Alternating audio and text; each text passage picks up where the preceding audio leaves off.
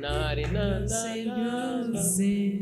umwijima mwinshi sinarinzi Yesu wavuye mwijuru yamboye ingoyi zose narifite haleluya nsigaye Yesu. Uraza gushyingirwa humura n'ukuri. You're about to get married. Ibya mukuru wawe nibyi.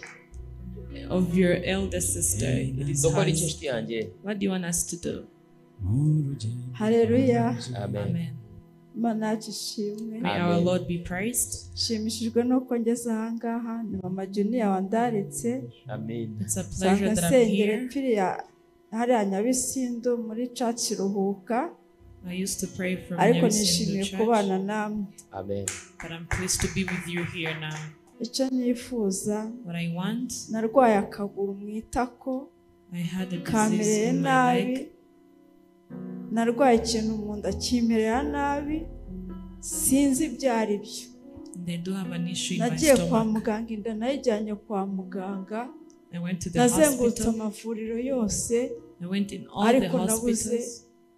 Ikintu kwa muganga nca muri ecography ariko ecography and all the tests were negative. Ndaribwa ndahekenwa mbega nta mahoro y'umubiri wanjye mfite. Nibaza ngo niba ari diabete ariko najya kwa muganga bakambwira diabete ntago ari ituma bimera gutyo ariko nukuri naje ngo Imana yo mwijuru igira icyo ikora. Umugabo witwa Yesu. The part of my leg is also in pain. Umugabo witwa Yesu niwe wagira icyo akora wenyine. The only man called Jesus. Tuvuga ngo Yesu ni yamamare. Is the only one who can do something. Yesu ni yamamare. Yamamare. Niwe wenyine ushaka kugira icyo akora nanjye sinabishobora. Jesus is the only one who can do something even me. I Yesu. The Savior is Christ. Ariko tugiye gusenga. We are going to pray. Yo bintu nubigire ikibazo. Don't have any issue. Yari ibindi nifuzaga ko mfite umwana wanjye w'imfura pe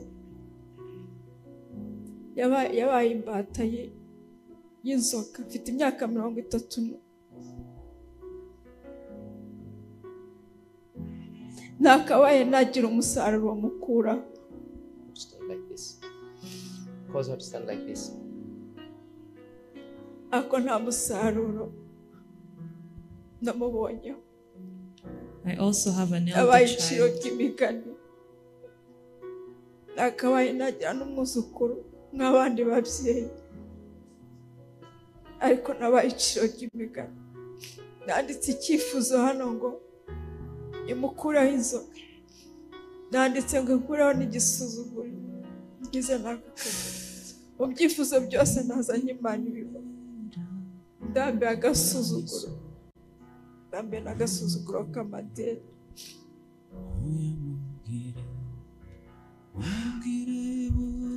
She has an elder child. Byinshi ntekereza nk'umwana w'umuntu ariko Imana nzi ko ibyo yakoze ni byinshi. Ntabwo nakabaye ndiho kuri iyi saa ariko Imana yemeye ko ngeza kuri iyi tariki. Nkaba nije muri 2023 nyumye kumukabasi. Okay. Reka dusenge. She has an elder child who's addicted to alcohol. And she wanted that we can pray for the child, and also she wants that the reproach of death be taken away. People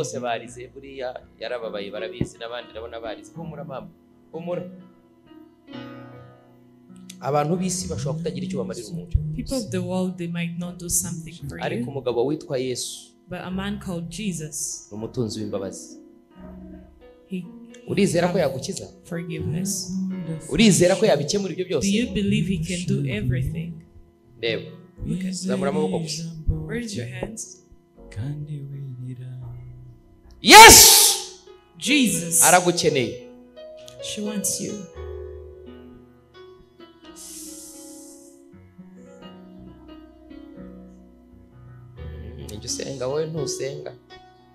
Abose basenge wowe urakira gusa nushavuga ngo amena gusa. Ntaba yarasenze buriya. Ubu uburekera abantu mwese musenge muremerewe n'ujya ariko uyu yakire gusa. So the rest can pray, but for you, you just receive. I pray that my Father ukore kunda ye, touch her womb, ukore kunda ye, touch her belly. Ibyananiye abaganga, what was impossible to doctors, ushobora kubikiza. You can heal it. Kandi no kwitako rye, and even to her thigh, mvuze gukira. I speak of healing. Uhumekeyeho umwuka wawe ko nushobora gukora. I breathe of your spirit because you can do. Let healing be made manifest in her body. I release the healing unction. Ubuzima bwe mu izina rya Yesu. Sengeye umuhungu we, I pray for her son, ngo umukize inzoga. Save him from the addiction of alcohol. Hari abandi bagiye ubikiza tubona. We've seen some that you've saved from that. No muri uriya mudugudu hari ibihamya tuhafite. And from that neighborhood we have testimonies. Ndagusabye ngo mu izina rya Yesu, I ask you that in the name of Jesus Christ, ukize uyu mubyeyi. Save this mother. Itako rye ribe rizima. May her thigh be well. Abone ukuboko kwawe. And see your hand. I release healing. Healing. I administer healing. In Jesus' name. Neba gatoya.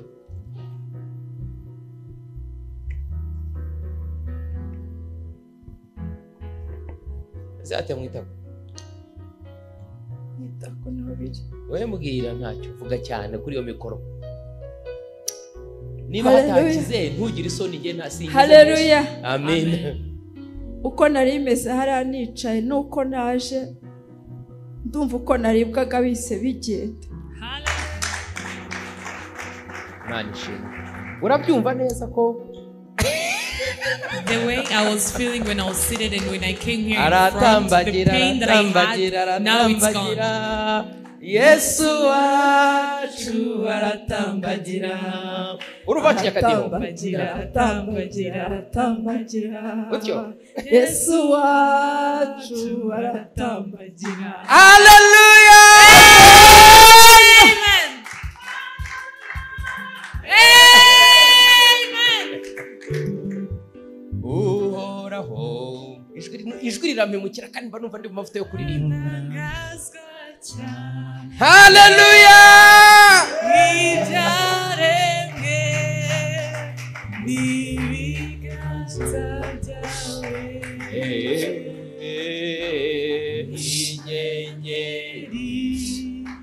No guhinda kw'inkuba byerekana ushimwe data. Hallelujah! Mwami Mana ndakuririmbira. Hallelujah! Robokoshe. Robokokoshi alamakenta. Rebecca Lamakia Mara. Erebeke Shelememe Shota Lamakoshu Alamakia Rabahosha. Terebekesha Orobokoshi Alamake. Terebekosha Orobok. Oh Mwami Mana. Mwami Mana ndakuririmbira. Uri nkuru. Uri nkuru. Uri nkuru. Uri nkuru. Oh Mwami Mana. Hallelujah. Uri nkuru. Uri nkuru Yesu. Oh hallelujah, hallelujah. Hagarara ku maguru yawe dusenge. Imana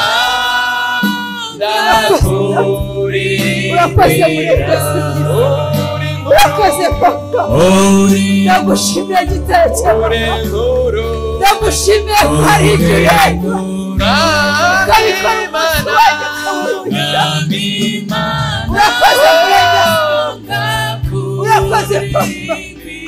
Urakoze Baba, sante.